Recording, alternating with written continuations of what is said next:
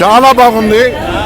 ఈ సినిమా తీయడం వెనుక ముఖ్య ఉద్దేశం మన ప్రాంతంలో ఉన్న ఈనాటి పూర్తి తెలంగాణలో గతంలో హైదరాబాద్ సంస్థానంలో ఉన్న మన తాతలు, నాయనమ్మలు, అమ్మమ్మలు ఏవైతే వ్యధలు అనుభవించారో ఈ రజాకార్ల ద్వారా మళ్ళా ఈ దేశంలో రజాకారులు పుట్టొద్దు.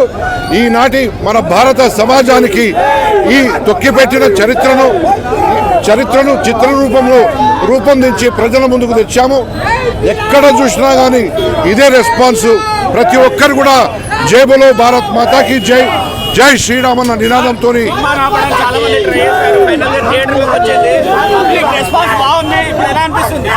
సినిమాను ఆపడానికి ఎవరు ఎంత ప్రయత్నం చేసినా ఆ దేవుడున్నాడు, పంచభూతాలు ఉన్నాయి. ఎందుకంటే ఇది ఆనాడు ఒక హిందూ ధర్మం మీద జరిగిన దాడి. అది రజాకారులు జరిపిన ఆ హిందూ ధర్మం మీద దాడి. అది కూడా మత మార్పిడి చేయాలని 60,000 మందిని మానభంగాలు చేశారు, 2 లక్షల మందిని మర్డర్ చేశారు.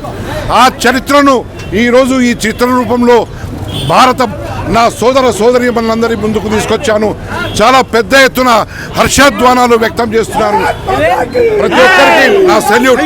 ఇదే కాకుండా కూడా మన భారతదేశం, మన ప్రియతమ ప్రధానమంత్రి 17 సెప్టెంబర్ని అధికారికంగా కేంద్ర ప్రభుత్వమే నిర్వహిస్తుందని చెప్పి కూడా గెజెట్ తీసుకొచ్చారు. దానికి కూడా ఈ తెలంగాణ ప్రాంత తరఫున, ఆనాటి నిజాం ప్రావిన్స్ తరఫున, ప్రతి ఒక్కరి తరఫున నేను సల్యూట్ చేస్తున్నాను.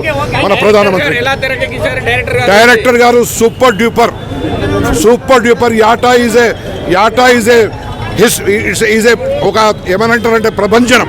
యాటా సత్యనారాయణ అనే వ్యక్తి ఒక ప్రభంజనం. ఇది హై బడ్జెట్తో తీసాము. 51 కోట్ల రూపాయలతోని ఎక్కడ కూడా క్వాలిటీ ఎక్కడ కూడా దెబ్బతినకుండా తీసిన చిత్రం. ప్రతి ఒక్కరు చూసి చాలా బాగుంది.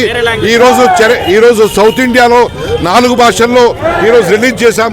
22వ తారీఖున మొత్తం యావత్ భారతదేశంలో అట్లాగే ప్రపంచంలో రిలీజ్ చేయబోతున్నాం. చాలా మంచి రెస్పాన్స్ ఉన్నది.